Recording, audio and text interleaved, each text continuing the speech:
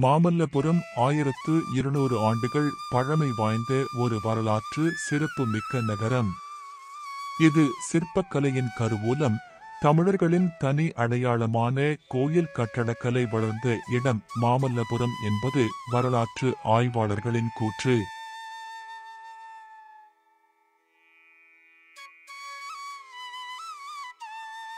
மாமல்லபுரம் தென் இந்திய மாநிலமான தமிழ்நாட்டின் செங்கல்பட்டு மாவட்டத்தில் அமைந்துள்ளது. சென்னையில் இருந்து 60 கிலோமீட்டர் தொலைவிலும், செங்கல்பட்டில் இருந்து 32 கிலோமீட்டர் தொலைவிலும் இந்த நகரம் அமைந்துள்ளது. திருமங்கையாழ்வார் தனது பாசுரத்தில் கலங்கள் இயங்கும் கடல் மல்லை என மாமல்லபுரம் குறித்து பாடியுள்ளார். மேலும் இன்றைய ஆந்திர மாநிலம் நெல்லூரிலிருந்து தமிழ்நாட்டின் திருச்சி வரை காணப்படும் குடைவரை கோயில் மற்றும் புடைப்பு சிற்பங்கள் பல்லவர் காலத்தின் கொடையே.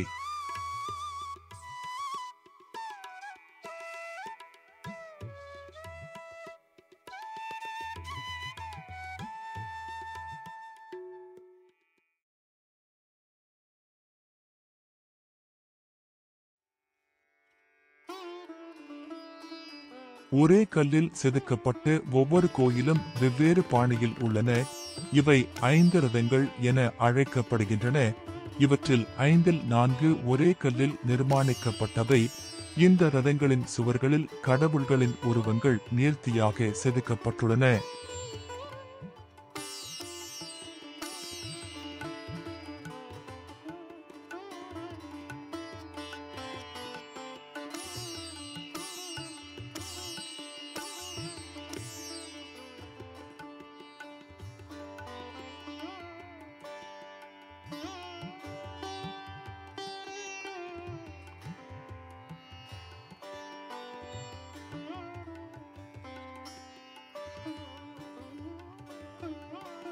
திருமங்கையாழ்வார் தனது பாசுரத்தில் கலங்கள் இயங்கும் கடல் மல்லை என மாமல்லபுரம் குறித்து பாடியுள்ளார். மேலும் இன்றைய ஆந்திர மாநிலம் நெல்லூரிலிருந்து தமிழ்நாட்டின் திருச்சி வரை காணப்படும் குடைவரை கோயில் மற்றும் புடைப்பு சிற்பங்கள் பல்லவர் காலத்தின் கொடையே.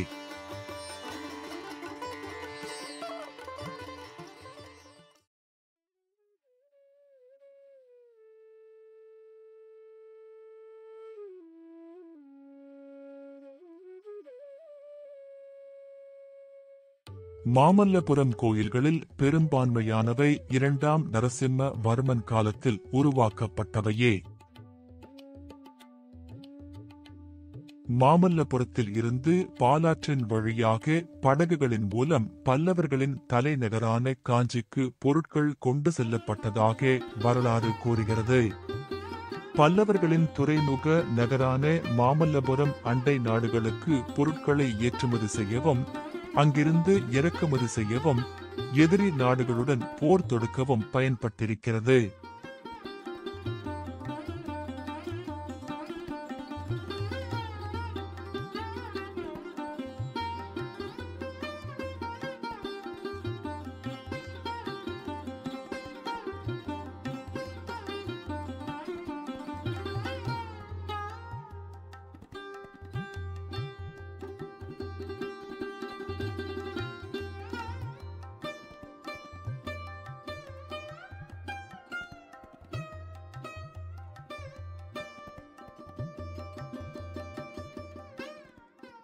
மாமல்லபுரத்தில் 4 வகையான சிற்ப வேலைப்பாடுகள் காணப்படுகின்றன.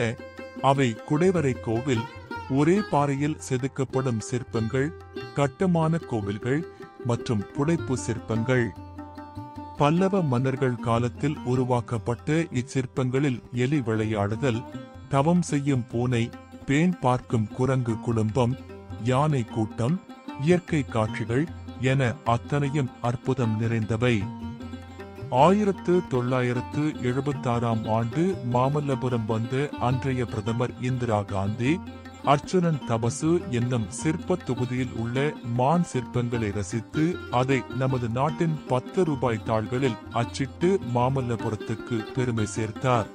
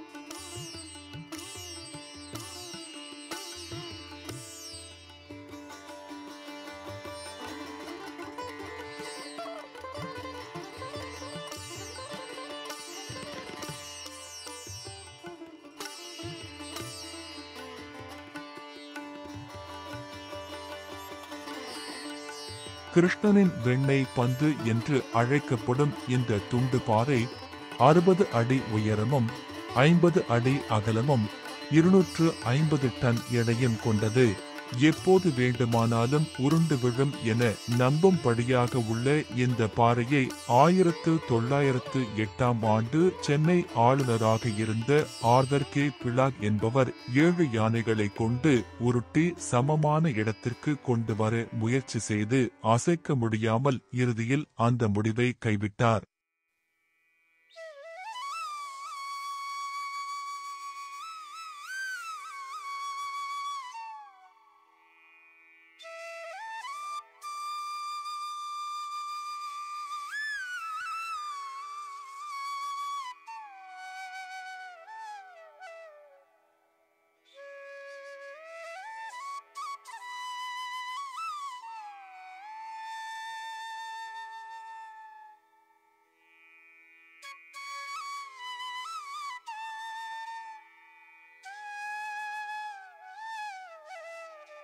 மாமல்லபுரத்தில் இருந்து பாலாற்றின் வழியாக படகுகளின் மூலம் பல்லவர்களின் தலைநகரான காஞ்சிக்கு பொருட்கள் கொண்டு செல்லப்பட்டதாக வரலாறு கூறுகிறது.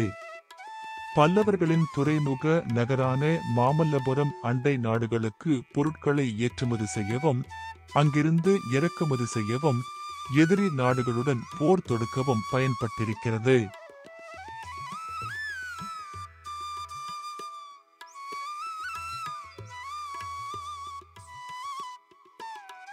பெரும் துறைமுக நகரமான மாமல்லபுரத்தில் 4ஆம் நூற்றாண்டை சேர்ந்த ரோமேனிய அரசர் முதலாம் தியோடோசியஸின் உருவங்கள் பொறித்த நாணயங்கள் கண்டெடுக்கப்பட்டுள்ளன.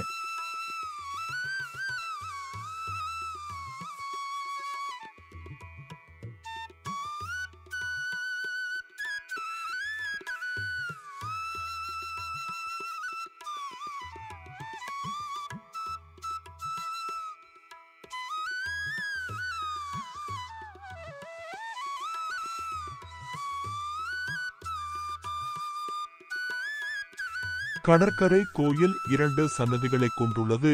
ஒன்று சிவபெருமானுக்கும் மற்றொன்று விஷ்ணுவுக்கும் அர்ப்பணிக்கப்பட்டுள்ளது.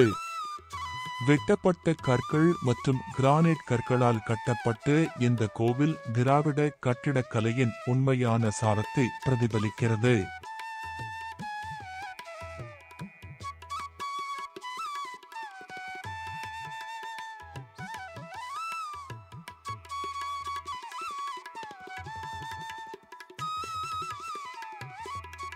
பழைய மகாபலிபுரம் கலங்கரை விளக்கம் என்று அழைக்கப்படும் உலகனேஸ்வரர் கோவில்.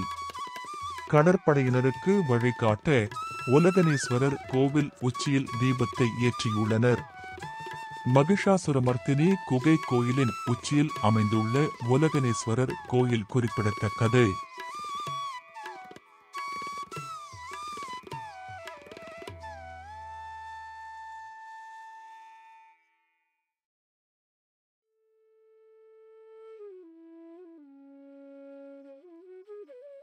புதிய கலங்கரை விளக்கம் ஆங்கிலேயர்களால் 1884ஆம் ஆண்டு தொடங்கப்பட்டு 1904இல் முடிவுற்று செயல்பாட்டுக்கு வந்தது.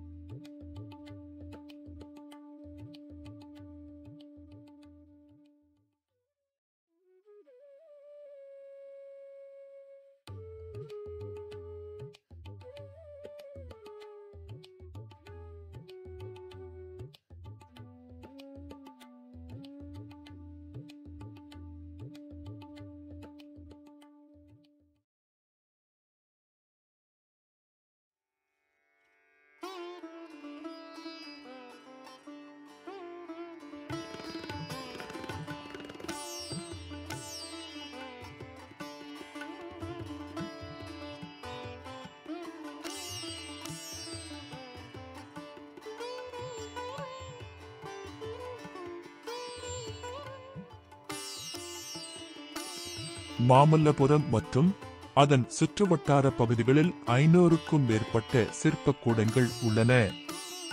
மாமல்லபுரம் சர்வதேச கற்சிற்ப பகுதி என அறிவிக்கப்பட்டு அதற்கான புவிசார் குறியீடும் பெற்றுள்ளது.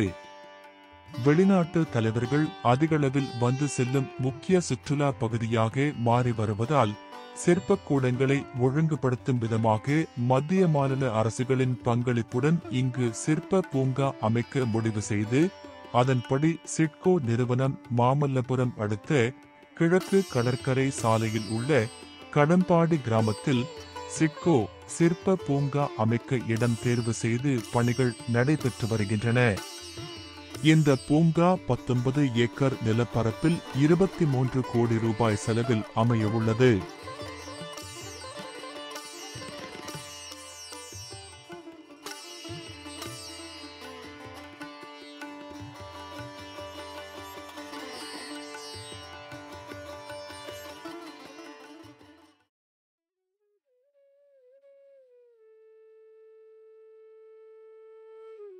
மாமல்லபுரம் கடற்கரை பழமையான மற்றும் தென்னிந்தியாவின் வரலாற்று போக்கை வரையறுத்து பல தருணங்களைக் கண்ட கடற்கரை காலப்போக்கில் பரிணாம வளர்ச்சியடைந்து இன்று தமிழ்நாட்டின் சுற்றுலா தலங்களில் ஒன்றாக விளங்குகிறது.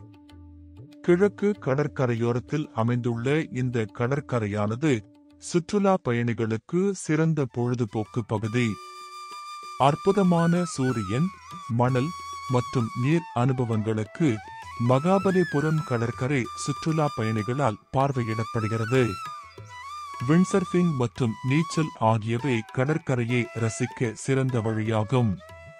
பல்வேறு சாகச விளையாட்டு நடவடிக்கைகளுக்கும் சிறந்ததாக கருதப்படுகிறது இந்த கடற்கரை.